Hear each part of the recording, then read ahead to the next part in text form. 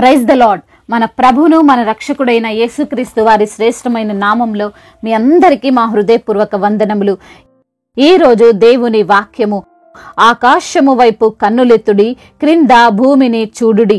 అంతరిక్షము పొగవలే అంతర్ధాన మగును, భూమి వస్త్రము వలె పాతగిలిపోవును. అందలి నివాసులు అటువలే చనిపోవుదురు. నా రక్షణ నిత్యము ఉండును, నా నీతి కొట్టివేయబడదు. యెషయా గ్రంథము 51వ అధ్యాయము 6వ వచనము. Lift up your eyes to the heavens, look at the earth beneath. The heavens will vanish like smoke, the earth will wear out like a garment, and its inhabitants die like flies. But my salvation will last forever, my righteousness will never fail. Isaiah chapter 51 verse 6. ఈ రోజుకు గాను కృపగల దేవుడు మనకు అనుగ్రహించిన వాక్య భాగమును బట్టి ధ్యానించుకుందాము. ప్రభునందు ప్రియమైన సహోదరి సహోదరులారా, దేవుని యొక్క రక్షణ, ఆయన నీతి నిత్యము నిలిచేది. దేవుని రక్షణ ఏదో తాత్కాలికమైనది కాదు, దానికి ఎటువంటి వ్యాలిడిటీ లేదు. ఆయన తన బిడ్డలైన వారికి ఇస్తున్న కాపుదల మితము లేనటువంటిది. ఆయన అపరిమితుడు. మన ప్రభువు సర్వశక్తి సంపన్నుడు. ఈ రోజున అనేక మంది సర్వలోక రాజైనటువంటి దేవుణ్ణి వదిలివేసి లోక రక్షకుణ్ణి పక్కన పెట్టి ఈ లోకములో సహాయం కోసం వెతుకుతూ ఉంటారు. దేవుని కంటే ఈ లోకమే గొప్పది అని చూస్తుంటారు. అందుకే ఈ రోజు వాక్య భాగము జ్ఞాపకం చేస్తుంది. ఆకాశము వైపు కన్నులెత్తుడి, భూమిని చూడండి, అంతరిక్షమును చూడండి. ఇవన్నీ మీకు కనబడుతున్నాయి కదా, ఈ కనబడేవి పొగవలే మాయమైపోతాయి.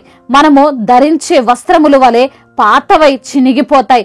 అంత మాత్రమే కాదు, మరొక విలువైన మాటను యెషయా భక్తుడు మనకు తెలియపరుస్తున్నాడు. అటువలే అందులోని నివాసులు చనిపోతారు అని. అంటే మనుషులందరూ ఏదో ఒక రోజున కాలం చెల్లించాల్సిందే, ఈ లోక యాత్రను ముగించాల్సిందే. వాటి వైపు ఎందుకు పరుగులు పెడుతున్నారు? అల్పమైన మనుషులు ఏదైనా సహాయం చేస్తారా అని ఎందుకు పడిగాపులు కాస్తున్నారు? నీకు న్యాయం కోసం, నీ జీవితంలో మంచి జరగడం కోసం, నీ కుటుంబంలో ఏదో సహాయము కోసం నీవు ఈ లోకం వైపు ఎందుకు చూస్తున్నావు? నిత్య రక్షణ ఇచ్చే నా వైపు చూడు అని దేవాతి దేవుడు నీతోనే మాట్లాడుతున్నాడు. అందు నిమిత్తమునే కీర్తనకారుడు అంటున్నాడు, కొండల వైపు నా కన్నులెత్తుదునా, నాకు సహాయము ఎక్కడ నుండి వచ్చును? యెహోవా వలనే నాకు సహాయము కలుగును. ఆయన భూమి ఆకాశములను సృజించినవాడు. కొండల వైపు, మనుషుల వైపు చూస్తే ఉపయోగం ఉండదండి. వాటిని సృజించిన దేవుని వైపు చూస్తే నీవు తప్పకుండా ఆశీర్వదింపబడతావు, రక్షణను పొందుకుంటావు. అబ్రహాము, లోతు కలిసి ప్రయాణించారు. అబ్రహాము యొక్క కాపర్ల మధ్య, లోతు యొక్క కాపర్ల మధ్య గొడవలు అవుతుంటే అబ్రహాము ఒక నిర్ణయానికి వస్తాడు. మనము విడిపోయి సంతోషంగా జీవించుదాం అంటాడు. దానికి లోతు సరే అని చెప్పి, ఏం చెయ్యాలి, ఇప్పుడు ఎటు వెళ్ళాలి, నేను ఎక్కడ ఉండాలి అని అడిగితే, నీవు ఏ దిక్కును సెలెక్ట్ చేసుకుంటావో సెలెక్ట్ చేసుకో, ఎటువైపు వెళ్ళాలనిపిస్తే అటు వెళ్ళు, నేను దానికి ఆపోజిట్ గా వెళ్తాను అని అంటాడు. అప్పుడు లోతు తన కన్నులెత్తి సొదొమ గొమొర్రా అనే ప్రాంతాన్ని చూస్తాడు. అది దేవుని తోట వలె ఉంది. చూడ్డానికి చాలా అభివృద్ధి చెందినట్లుగా ఉంటే లోతు ఆ ప్రాంతాన్ని ఎన్నుకుంటాడు. అబ్రహాము నేనెక్కడికి వెళ్ళాలి అన్నట్లు ఉంటే దేవుడే అబ్రహాముతో అంటున్నాడు, నీవు కన్నులెత్తి చూడు, ఈ ప్రదేశమును నీకు స్వాస్థ్యముగా నీ పిల్లల పిల్లలకు ఇస్తాను అని చెప్పాడు. అదే కానాను ప్రాంతం. అబ్రహాము చూసినప్పుడు ఆ ప్రాంతము నిర్మానుష్యంగా ఉంది. అయినా దేవుని యొక్క మాట చొప్పున నివసించి అభివృద్ధి పొందాడు. కానీ లోతు మంచిగా కనబడుతుందని చెప్పి నాశనము చేయబడే సొదొమ గొమొర్రా అనే ప్రాంతాన్ని ఎన్నుకొని సమస్యల పాలయ్యాడు. ఈ సమయంలో దేవుని విలువైన మాటలు వింటున్న ప్రియమైన సహోదరి సహోదరులారా, నీ కన్నులు మనుషుల వైపు చూడవద్దు, ఈ లోకం వైపు చూడొద్దు. నీ కంటికి ఏది మంచిగా కనిపిస్తే వాటి వైపు అస్సలు చూడొద్దు. నీవు ఈ రోజున దేవుని వైపు చూడగలిగితే, దేవుని పాద సన్నిధిన చేరగలిగితే ఆయనే నిన్ను అభివృద్ధి పరుస్తాడు. ఆయన రక్షణ నిత్యము ఉండేది. ఆయన కాపుదల ఎప్పటికీ నీ వెంటే ఉంటుంది. కాబట్టి నీకున్న కోరికలను బట్టి, నీకు కావలసిన చేసిన సహాయమును బట్టి, నీ యొక్క ఆశీర్వాదమును బట్టి మనుష్యుల వైపు చూడకు, ఈ లోకమును ఆశ్రయించకు. దేవుడు సర్వశక్తిమంతుడు, ఆయన సర్వలోకమును అందులోని జీవులను సృజించినవాడు అని గ్రహించి యేసయ్య వైపు చూడు. ఆయనే నిన్ను విడిపిస్తాడు, రక్షిస్తాడు, నీ బంధకాలను తెంపివేస్తాడు, నీ బలహీనతల నుండి విడుదలనిస్తాడు. కాబట్టి ఆయన వైపు చూస్తూ ధైర్యంగా జీవించు. దేవుడు ఈ మాటలను దీవించి మన హృదయములో ఫలింపచేయునుగాక. వాక్య భాగమును బట్టి ప్రార్థన చేసుకుందాం. ప్రతి ఒక్కరు కూడా ప్రార్థనలో ఏకీభవించగలరు. ప్రార్థన. సర్వశక్తిమంతుడా, సర్వాధికారి అయిన దేవా, కృపా కనికరములు కలిగిన మా ప్రియ పరలోకపు తండ్రి, ఉన్నతుడా, సర్వోన్నతుడా, మీకు వందనములు, స్తోత్రములయ్యా.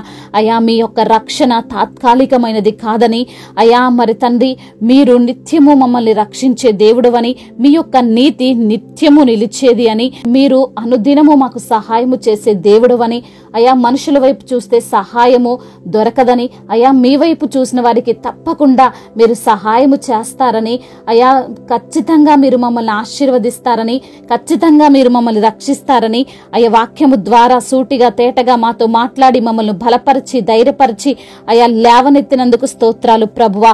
అయా ఈ రోజున ఎందరైతే బిడ్డలు ఎటువంటి సమస్యలతో, ఇరుకులతో, ఇబ్బందులతో ఉన్నారో అయా వారిని తండ్రి మీ యొక్క కృపచేత జ్ఞాపకం చేసుకోండి. ఇరుకునందు మొరపెట్టగా విశాలతను దయచేసే దేవుడవుతండి.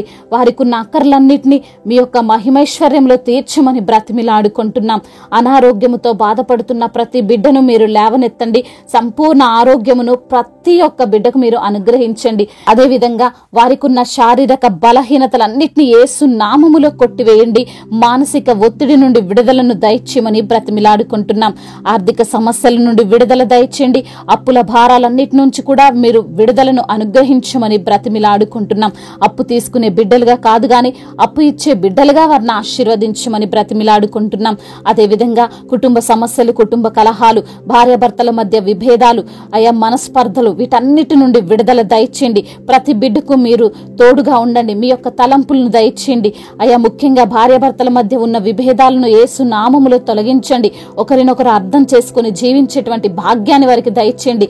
చిన్న బిడ్డలను మీరు కాచి కాపాడండి. యవన బిడ్డలందరికీ మీరు తోడుగా ఉండండి. యవన వయసులో చెడు వ్యసనాలకు బిడ్డలు బానిసలు కాకుండా అయా మంచి జ్ఞానముతో వారు ఈ లోకములో జీవించినట్లుగా సహాయం దయచేయండి. ముఖ్యంగా మీ వాక్యమునకు విధేయత చూపే బిడ్డలుగా ప్రతి యవన బిడ్డను మీరు నిలవబెట్టుకోండి. అదేవిధంగా త్రాగుడు వ్యసనాల నుండి ప్రతి ఒక్కరికి విడుదలను దయచేయమని బ్రతిమిలాడుకుంటున్నాం. వ్యభిచార వ్యసనాల నుండి బిడ్డలకు విడుదలను అనుగ్రహించమని బ్రతిమిలాడుకుంటున్నాం.